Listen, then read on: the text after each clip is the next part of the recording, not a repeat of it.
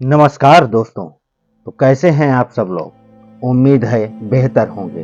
तो स्वागत है आपका हमारे YouTube चैनल एक समय की बात में। मैं आपका दोस्त, आपका भाई उदयभान सिंह राठौर। तो दोस्तों, मैं आप लोगों के सामने आज बहुत ही रोचक प्रसंग लेकर आया हूँ राजा विक्रमादित्य और बेताल पच्चीसी की कहानियों से, जिसका 7वां भाग जो है राजा चंद्रसेन और नवयुवक सत्यशील नाम से 7वां भाग है, जिसे मैं आप लोगों के सामने लेकर आया हूँ। दोस्तों, पिछली कहानी में भी हमने देवदत्त और उसके मित्र की कहानी सुनी, जिसके बारे में हमने आपको अवगत कराया। अब आगे इस कहानी को बताएंगे।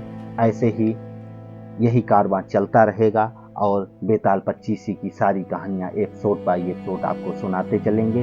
तो दोस्तों, देरी ना करते हुए शुरू करते हैं आज का एपिसोड।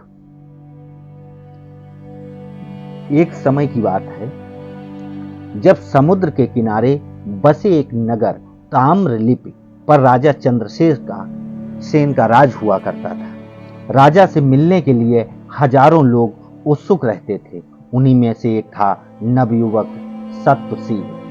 सत्यशील को काम की तलाश थी, इसलिए वो हर दिन राजा चंद्रसेन से मिलने के लिए उसके राजमहल पहुंच जाता। अफसोस, उसे हर बार दरबारी भगा देते थे। ऐसा होते होते बहुत समय गुजर गया था, लेकिन लड़के ने कभी हिम्मत नहीं हारी। वो राजमहल के साथ ही हर उस जगह पहुंच जाता जहां राजा की सवारी जाती। एक दिन राजा भ्रमण कर अपने सैनिकों के साथ महल की ओर लौट रहे थे। कड़ी धूप होने के कारण राजा को काफी तेज प्यास लगी। सैनिक इधर उधर पानी ढूंढने लगे, लेकिन कोई भी पानी ढूंढने में कामयाब नहीं हुआ। तभी राजा अपने मार्ग पर खड़े सत्यशील को देखते हैं। नवयुवक को देख राजा पूछते हैं, क्या तुम्हारे पास पानी है? सत्यशील बड़े ही उदारता से जवाब देता है, हाँ महाराज, हमारे पास पानी है। और सत्यशील तुरंत राजा को पानी पिलाता है और साथ ही मीठे फल भी खिलाता है। राजा उससे काफी प्रसन्न होते हैं और उससे कहते हैं, मैं तुम्हें कुछ भेंट देना चाहता हूं, बताओ तुम्हें क्या चाहिए?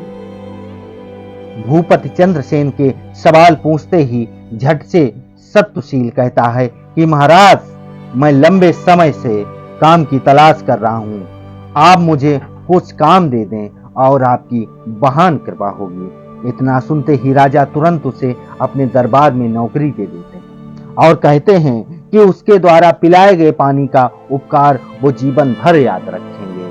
तो दोस्तों, यही सिलसिला चलता रहता है और वक्त बीतता गया और अपनी प्रतिभा की वजह से नवयुवक सत्यशील राजा का बहुत करीबी बन गया।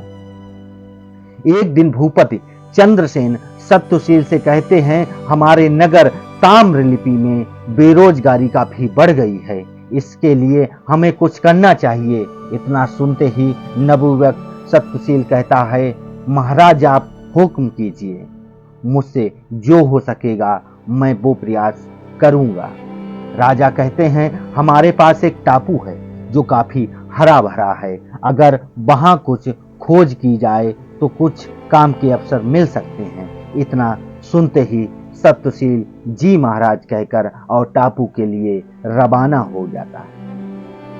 समुद्र से टापू के रास्ते पहुंचते ही सत्यशील को पानी में तैरता हुआ एक झंडा नजर आता है। झंडे को देखते ही वो हिम्मत जुटाकर पानी में कूद जाता है। पानी में कूदते ही नवयुवक सत्यशील टापू की राजकुमारी के पास जा पहुंचता है, जहां वो अपनी सहेलियों और सेविकाओं के साथ गाना गा रही होती है। राजकुमारी को नवयुवक अपना परिचय देता है।